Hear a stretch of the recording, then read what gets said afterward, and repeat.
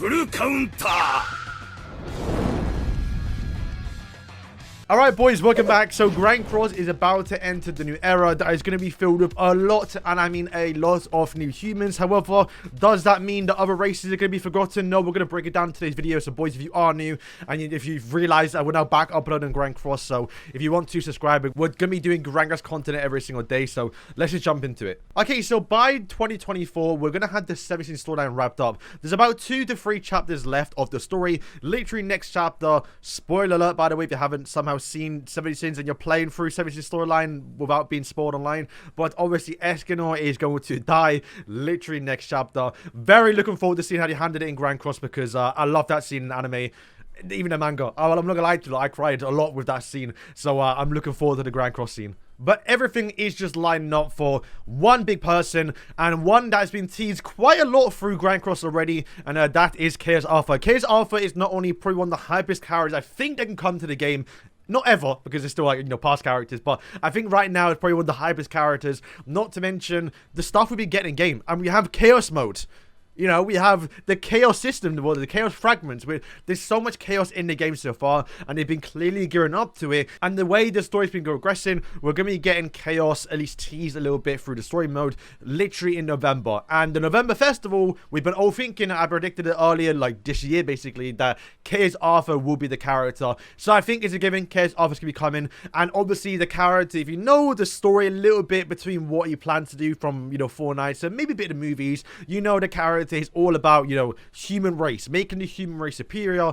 So it's clear, and especially where the game's going right now, is that we're going to be getting a human meta, which is slowly creeping upon us. And I think Escanor was a dead giveaway about what they were planning to do. I do believe it started off with Rudius, who kind of was like the first human buffer in a way.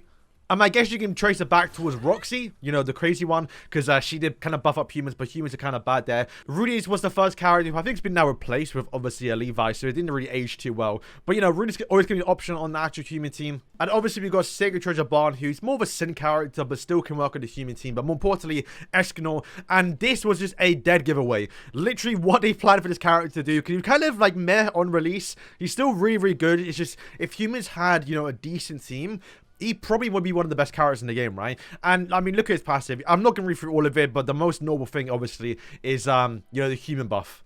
Escanor's passive is if all allies are obviously human race, including the sub-slot. Something we've never really seen before, because if you look towards Mayel, who I don't have, by the way, but Mayel was able to get away with using, like, Nanish in the sub-slot, which, you know, wouldn't really work for Escanor. And literally in 2 months' time, I think October 8th, we're going to be getting the actual Fortnite Apocalypse anime. And if you read this series, don't worry, we're not going to spoil it here, but essentially, the only thing that comes from that series is obviously humans. I mean, there are still a few, you know, unknown race characters, because Tristan exists, so there's some dual race characters. We don't really know how they're really going to handle dual race, although Tristan is unknown. It's very possible that the new Tristan, the new Lancelot, and the new Teoria, who we haven't really seen anything of, only in Origins, it's very possible they'll be like dual race, something similar to how we see obviously Eren in the new AT collaboration, where he's human and also giant through the passive. I mean, Fortnite's Apocalypse is just filled with humans. I mean, the poster, the main characters who you expect to get most of the love, since they are basically the new Sins, are just filled with obviously humans. Like I said, there are some still unknown, some other characters,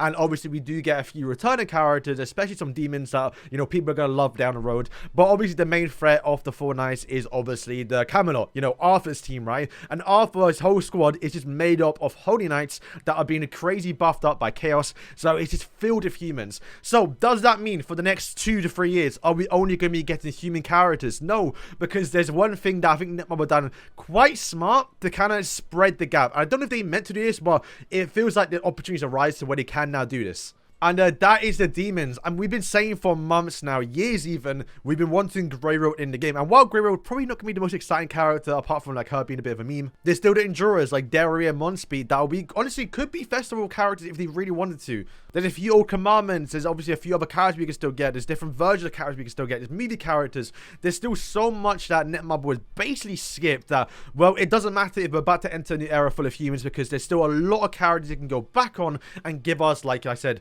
you know, Demon Gopher, for example. I mean, while the Giants and Fairies have been a bit lacking, but maybe with this new Eren to where he actually somewhat makes a coherent, or you could argue could be somewhat of an actual, you know, Giant support in the future. We are going to be getting Dubs, who will be obviously basically, you know, he doesn't look like a giant, but the guy is a giant. He's the one who made the oldest ticket treasures, and he's a character that, you know, could support either giants or could support, you know, sacred treasure characters, so more importantly the Sins, and obviously with fairies like Lancelot in both his forms basically, and also as well we have Dahlia, which is the fairy king, but still the old Gluxinia, we know there's still the old draw we need to get.